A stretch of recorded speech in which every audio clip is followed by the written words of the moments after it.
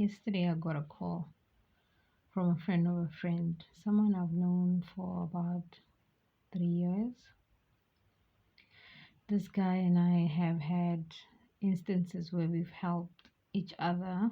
He helped me professionally because he's an attorney when I needed services of an attorney, and I've helped him with my spiritual work and my expertise in terms of my spiritual work. He's not someone that's very close to me, however, someone that I've interacted with a couple of times. So he texted me a couple of weeks ago, about 5, 6 weeks ago. The conversation was very cordial and we're just okay. We didn't talk much. I didn't open up too much because I'm trying to also have boundaries because he's not my friend, he's somebody else's friend. Um, so just yesterday he sent me another text and told me that he was going through stuff. And something said, listen, I opened myself up a little bit more, and he opened up even more. He's not a person that's very in touch with his feelings and emotions, and he doesn't really open up much. But he did. For the first time since I've met him, he was actually more open than he's ever been. Even when I did a consultation with him, he wasn't as open. And he told me that he was having marital problems. And I said, I'm so sorry for what you're going through. However, I did tell you about this when we did a consultation, and I made you aware that your marriage is not going to make it because there's a lot that is not discussed. There's a lot that's going on in the marriage. And he didn't say much, he didn't open up much, he didn't argue, he didn't say anything. So, about a year later, things are falling apart. And I asked him what happened, and he said he caught his wife doing nonsense and he told her to leave. I was sad and I said, I'm so sorry for what you're going through. The more we got into the conversation, the deeper the conversation went, and only to find out that he says the wife is actually not cheating, because that's what I thought in my mind, that the wife was cheating. And he says, no, she's not cheating. Even if she was, I don't know. But I caught her doing voodoo on me, using stuff on me. And somehow I've seen this before. It's just that I wasn't paying attention. It's been happening for a while, it's been happening for years. My wife's personality, my wife's attitude towards our marriage is something that I've been questioning for a while, but I always thought maybe that's just how she is. And he said that the wife is a bit arrogant and not a person that likes to apologize. She always wants the attention to be on her and all that stuff. But now that he has been paying attention to all the other stuff, and ever since he's spoken to me, there's been a shift in how he sees his wife and all that stuff. And then finally, after a year, he caught her red-handed while she's doing secret meetings with his mom and traveling to specific places without telling the truth. Secret traveling. Why is she being secretive all of a sudden, right? She was unemployed for a very long time, but now she just got a job. And now he can't find it in his heart to understand how did the wife do that. And he asked her, and then the wife didn't give him a simple answer. However, she kind of confirmed it, because she said, why is the husband, or the guy that I was speaking to, why is he also consulting with another woman? The only person that he has consulted with me, according to him, was me. So how does the woman know? So that kind of was a red flag to him. That's the story that I got. It's more and it's deeper, but I don't want to share too much anyway. And then now this guy is going through divorce, disappointment, resentment, anger, so much commitment, so much hard work. We've always commended this guy for being such a good guy and taking care of his family. He always puts his family first. However, he does have his flaws where he cheats here and there, but his family, his wife, is always at the top of his list, right? Now there's this. So he's blaming himself. He is asking himself why he didn't see it sooner. But what could he have done? Because there's three kids involved. They just had a small baby now who's not even a year old. The wife is out of the house. He's left with the kids, with the nanny. It's just becoming messy because he never thought that he would be a divorcee. He never worked towards that, even if he had his problems and flaws, but he will always make sure that the family is taken care of. Now, this hit me also deeply, because this was not even a consultation. We're just having a conversation. But I realized that this has become my reality as well.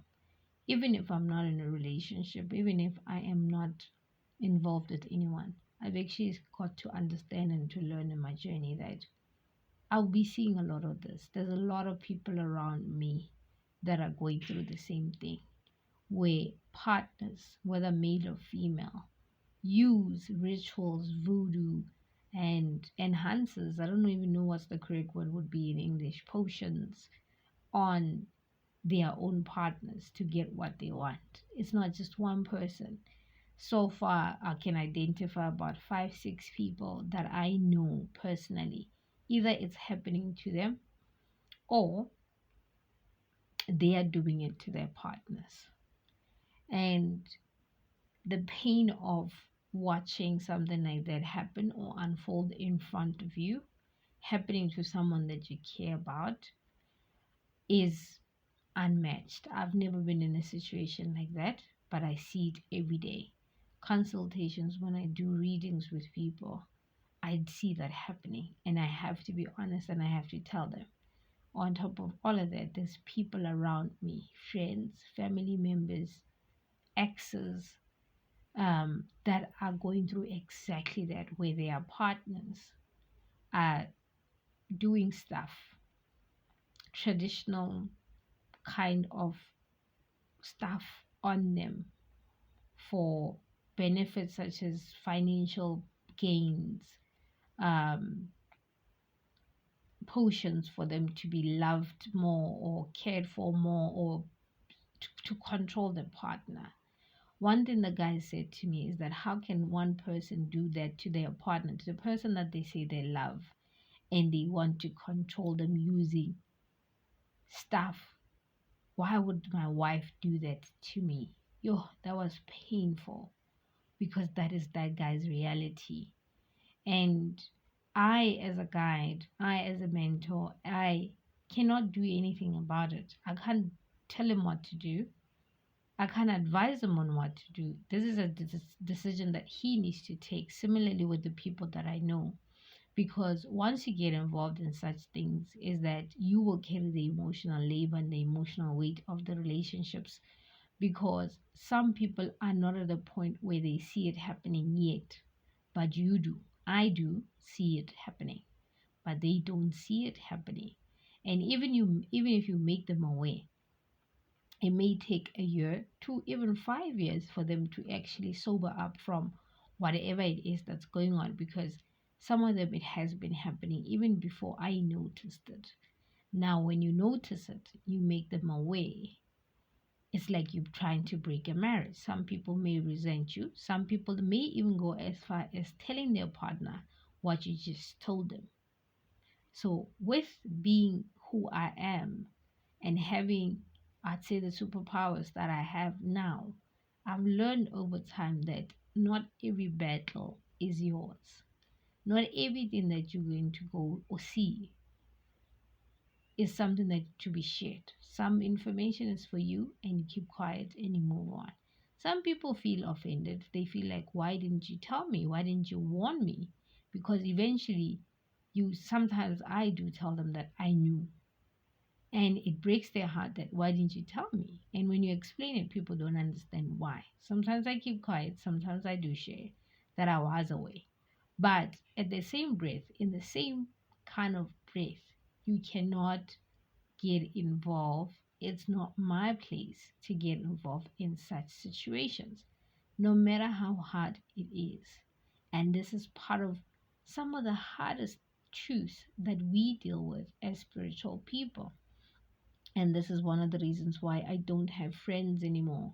I've chosen to be alone. I've chosen myself and to spend a lot of time by myself so that I don't get to ruin people's relationships, marriages, and friendships, because it also happens in friendships as well, where I pick up on clues about people being jealous, being vindictive, being in friendships for the wrong kinds of reasons. Hence why I don't do friendships anymore, because these are some of the reasons why, some of the struggles I have on a regular basis, that being alone is much safer and much comfortable than being in situations where you constantly have to keep quiet. And keeping quiet is very uncomfortable, if I may be honest, because whatever it is, it eats me, it makes me uncomfortable, and sometimes I have to lie because I am protecting myself and I'm protecting the other person,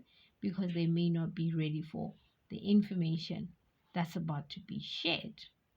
So it's hard, it's very difficult, but this is some of the challenges that we have, I have, as a spiritual person.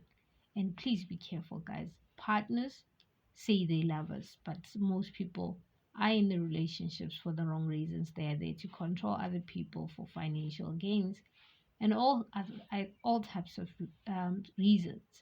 And please be careful and please take care of yourself. I'll see you on the next one. Love and light.